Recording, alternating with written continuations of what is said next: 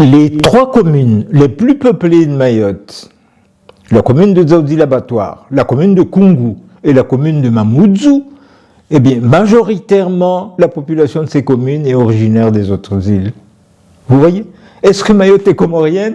Ben oui, Mayotte est comorienne. D'accord, ici, Uchiazi, Lidayazini.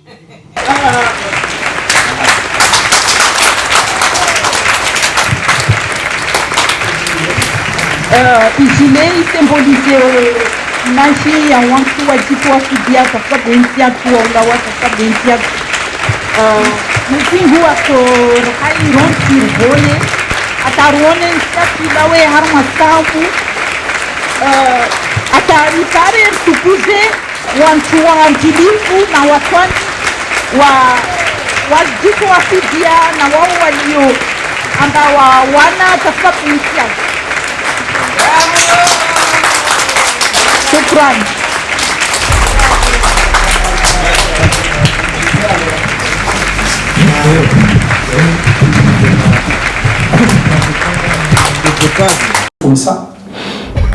Souf Moussa, je suis un Comorien comme tous les Comoriens. Je suis né à Mtsapéré, Mayotte, de père mahorais et de mère anjouanaise.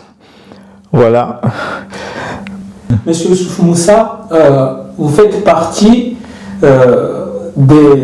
l'un des rares leaders politiques qui ont des convictions et qui ont toujours gardé leurs convictions jusqu'à aujourd'hui. Malgré votre âge, vous n'avez pas renoncé par rapport à beaucoup de nos compatriotes comoriens.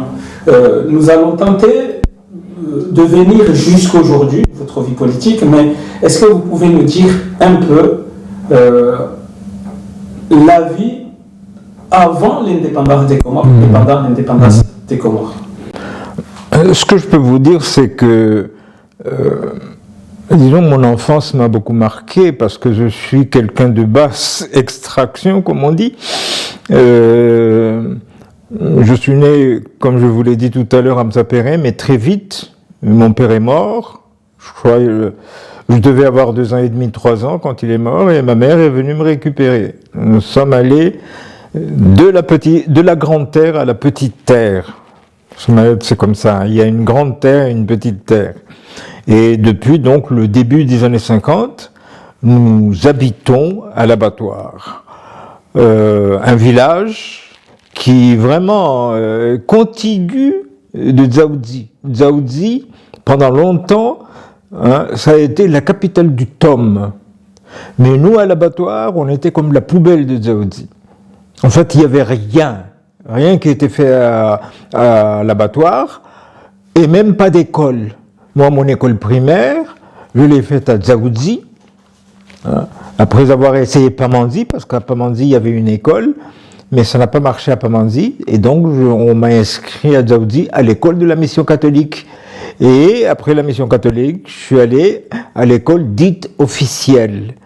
Voilà, jusqu'en 1960.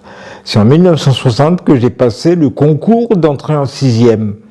À l'époque, il y avait un concours pour l'ensemble de l'archipel, et en 1960, je me suis retrouvé à Moroni en 6e, et il y avait 2 classes de 6e pour l'ensemble de l'archipel. Je ne sais pas si vous imaginez un peu le topo.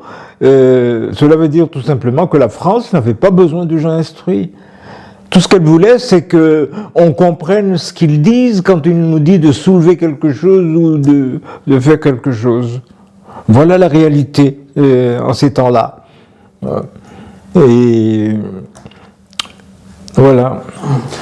Dites-nous comment s'est passée la préparation de l'indépendance, puisqu'il me semble que vous avez vécu. Comment les Comoriens se sont dit qu'on devrait, ou bien comment ils ont préparé leur indépendance? Ce que je peux dire, c'est que la vie dans les différentes îles, hein, pas uniquement à Mayotte, mais dans les différentes îles, c'était vraiment lamentable. Et je me souviens qu'en 1974, au moment du débat sur l'indépendance des Comores à l'Assemblée nationale française, le député qui avait en charge donc, de présenter le débat a commencé par dire à ses collègues que, bon, je vous le dis franchement, nous n'avons rien fait dans ce pays. Et c'était vrai. Quand il parle, on n'a rien fait dans ce pays. C'est-à-dire, C'est quel pays il parle? Des Comores. Les Comores de combien des îles? Des 4 îles. Des 4 îles. Ils n'ont rien fait dans les 4 îles. Moi, quand je suis arrivé à Moroni en 60, il n'y avait pas d'eau courante, il n'y avait pas d'électricité, les routes n'étaient pas goudronnées. C'était ça, Moroni. Hein? Voilà. Et qui a eu l'idée que nous devrions faire comme les autres pays africains, arracher notre indépendance? Et comment cela a été préparé? Je crois qu'il y a eu plusieurs influences. Hein. Il y a eu d'abord les influences des indépendances africaines. Des Comoriens à Zanzibar ou ailleurs ont eu écho de ces choses-là. Et je crois que ce sont ces influences-là qui ont également influencé, disons, les Comoriens, que peut-être la voie de l'indépendance, il fallait la tenter. Et je me souviens que dans les années 70, Mesmer, qui était à l'époque ministre des colonies, était venu à Mayotte et a fait un discours sans embâche ni fioriture. C'était clair comme de l'eau de roche. Il a dit: si jamais les Comoriens veulent être indépendants, ce que je ne crois pas, hein, eh bien vous, les Mahorais, vous resterez français aussi longtemps que vous le souhaiterez. Donc vous voyez bien que cette histoire de séparatisme de Mayotte, c'est quelque chose qui est préparé de longue date. Ouais. Voilà. Dites-nous comment s'est déroulé les élections, le processus électoral pour l'indépendance, le référendum, comme on dit. Oui. Donc, pour ce référendum, ce que je peux vous dire, c'est que moi, je n'étais pas à Mayotte, je n'étais pas aux Comores, mais j'étais en France. Parce que je suis allé en France en 67. Et je suis resté là-bas jusqu'en 78. Donc, les élections, c'est par oui-dire que j'ai appris des choses. Et entre autres choses, c'est que partout il y avait des gens partisans de l'indépendance. Un travail d'élagage a été fait bien avant le référendum, c'est-à-dire on a chassé pas mal de monde, ouais. Que ce soit des gens des autres îles ou bien des Mahorais qui étaient partisans de l'indépendance, on les a chassés, ils sont allés dans les autres îles, et le déroulement même du référendum s'est fait vraiment entièrement sous la coupe du MPM et des autorités coloniales. C'est-à-dire que dans ces conditions-là, on ne peut pas parler du tout de scrutin démocratique ou des choses de ce genre, puisque dans les bureaux de vote, dans tous les bureaux de vote, il y avait, devant le bureau de vote, à l'entrée du bureau de vote, il y avait des commandos. À l'époque, on les appelait les Fadampangu, ouais, qui contrôlaient, disons, le scrutin. Tu entres avec pour aller voter, tu prends les bulletins, on te dit, tu mets le bulletin que tu as choisi dans l'enveloppe, mais l'autre, celui que tu n'auras pas choisi, hein, eh bien, tu l'emmènes ici, et il y avait une corbeille à l'entrée du bureau de vote, et il fallait que tu jettes ton bulletin dans la corbeille du bureau de vote. Donc vous imaginez que dans ces conditions-là, parler de référendum démocratique, non, c'est pas vrai. Au-delà de ce que vous êtes en train d'illustrer, à savoir le bourrage des juges, si j'ose dire ça, qu'est-ce qui s'est passé et qui a fait qu'un référendum qui était censé être général est devenu île par île? Qu'est-ce qui s'est passé? D'abord, il faut voir qu'avant même ce scrutin, la France a tout fait pour embrouiller les esprits, pour imposer sa vision. La France voulait, au départ, faire un référendum île par île. Ça, la France l'avait dit clairement. Mais finalement, je crois que les députés, donc, ont accepté, mais entre guillemets, ont accepté qu'on consulte globalement les Comoriens sur l'accession des Comores à l'indépendance. Mais une fois les résultats publiés, étant donné qu'à Mayotte, il y a une majorité de gens qui ont voté contre l'indépendance, la France s'est saisie de cela pour changer la règle du jeu. Oui, pour changer la règle du jeu, pour suivre. En fait, elle changeait même pas la règle du jeu. C'est une règle qu'elle avait bien avant le référendum, c'est-à-dire séparer les îles. Donc elle s'est saisie de cela pour organiser 2 consultations successives à Mayotte, alors que l'Assemblée générale des Nations unies était contre. Il y avait même eu une résolution qui interdisait cela, qui interdisait à la France d'organiser des consultations sur l'île comorienne de Mayotte. Mais la France l'a fait. Voilà.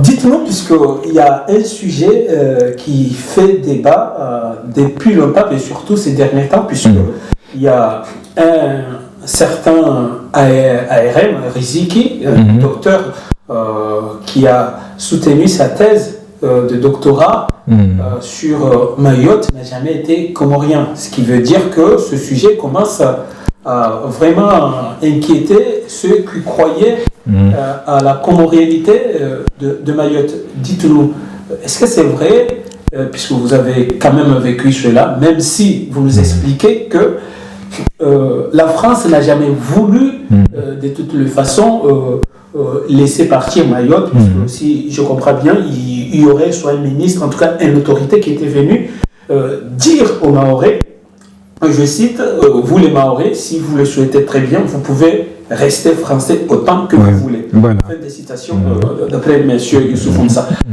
Dites-nous pourquoi cela est possible de faire ces affirmations que Mayotte n'a jamais été comorien. Bon, d'abord, je dirais une chose, c'est que la France, en fait, voulait garder l'ensemble de l'archipel des Comores. Parce que stratégiquement, c'est ce qu'il y a de plus intéressant pour elle.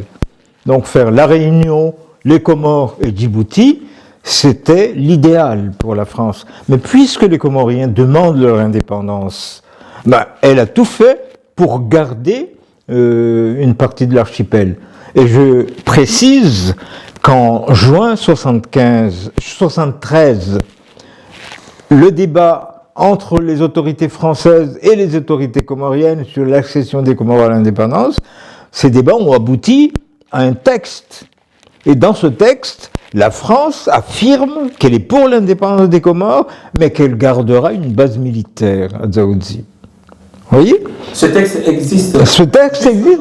C'est un texte officiel. On peut l'avoir au journal officiel, 15 juin 73. Suite à des débats qui ont eu lieu au ministère des Dom-Tom. Donc, je crois que depuis longtemps, la France ne voulait pas lâcher complètement les Comores. Et elle a tout fait pour garder Mayotte. Puisqu'elle ne pouvait pas garder l'ensemble de l'archipel, autant se rabattre à Mayotte. Et Mayotte, la France veut s'enraciner, veut contrôler tout ce qui se passe à Mayotte de façon à avoir la possibilité d'intervenir quand elle le veut, quand elle le souhaite, d'intervenir dans les autres îles. Ça s'est déjà d'ailleurs passé. Son armée est intervenue à plusieurs reprises dans les autres îles. Et son armée se préparait à Mayotte pour aller intervenir. Dites-nous, les autorités successives des Comores, libérées en quelque sorte, pourquoi, selon vous, ils n'ont pas pu arracher Mayotte des mains de la France? Est-ce que c'est de leur faute? C'est manque de vision politique? Qu'est-ce qui s'est passé que jusqu'à 50 ans, Mayotte reste toujours encore français alors que vous nous avez...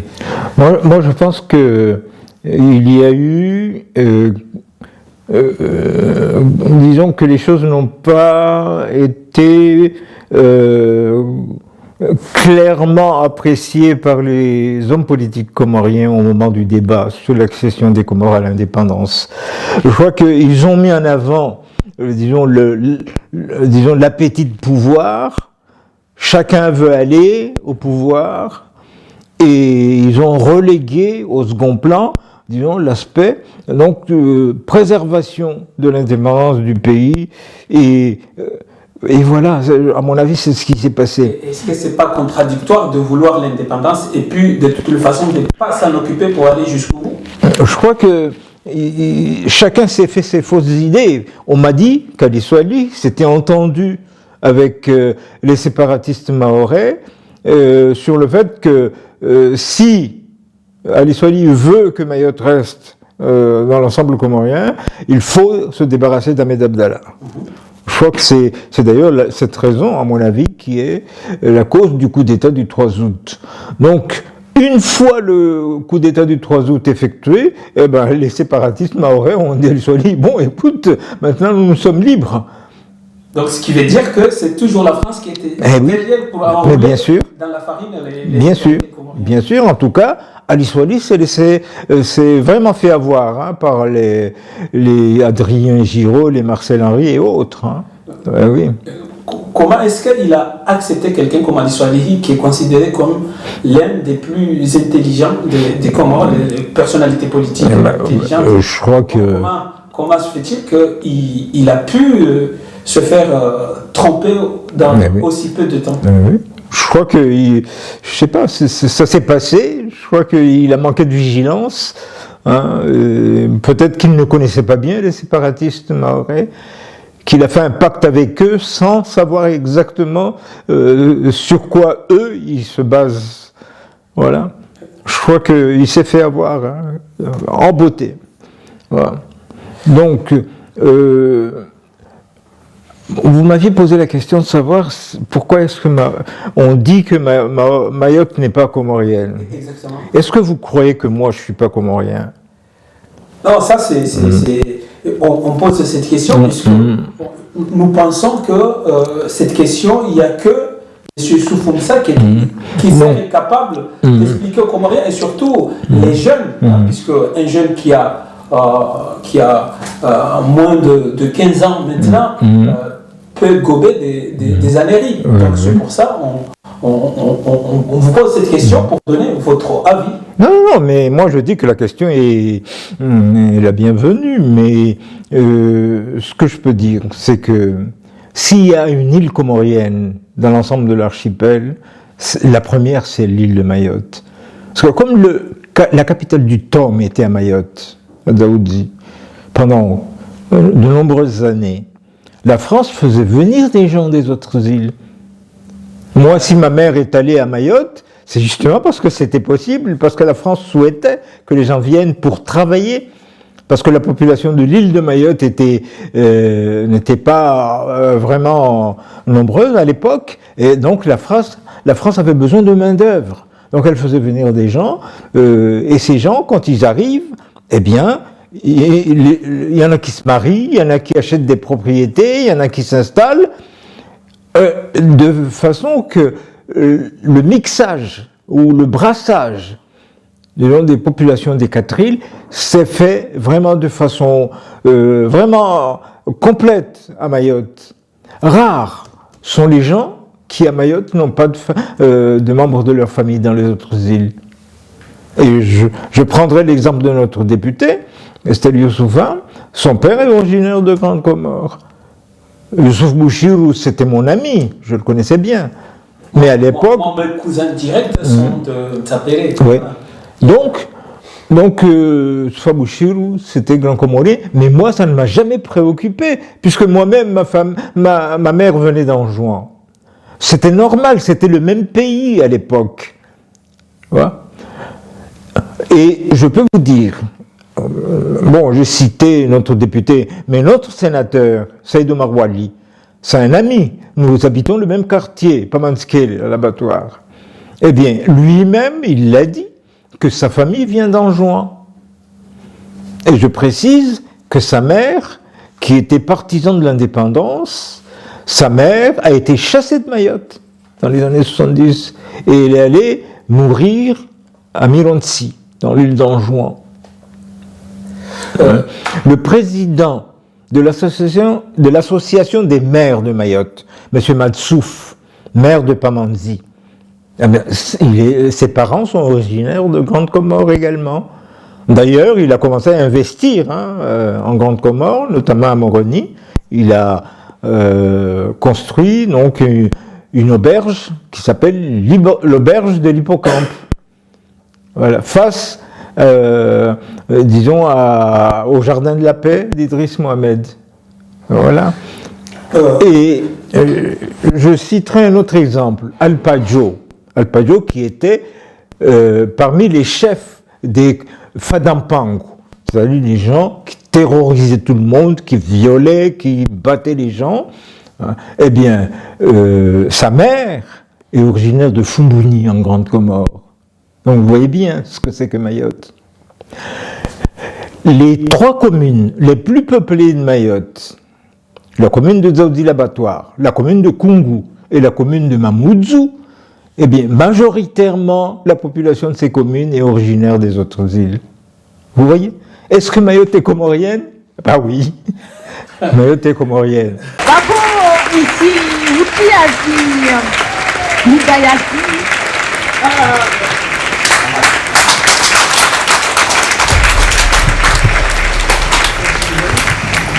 Ici, il symbolise imagine ya watu wajitoa fidia tasbab densi yatu wa ulawa tasbab densi yatu mwizingu ato rahai ron sirvone atarone nsi yatu ilawe harma stampu ataripare tukuze wantu wa antilifu mawatwani wajitoa fidia na wao walio ambao wana tasbab densi yatu.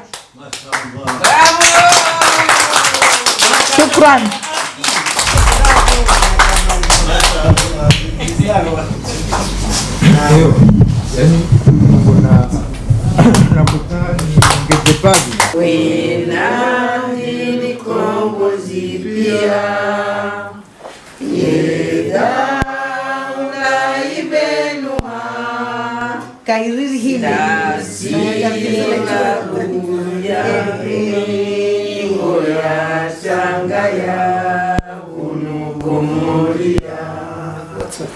Naligeni amaba ya ubeza ya masiwa yetu wasiwa Komoro damu nzima wasiwa Komoro ndimi nzima ya masiwa razajiwa ya masiwa ya elea Morade yalisaidia Narikeni anzima Rivenze watania Mahaba ya dina dunia Beramu isipepeza Rangu mwezi sita wajue Yedaula imenuha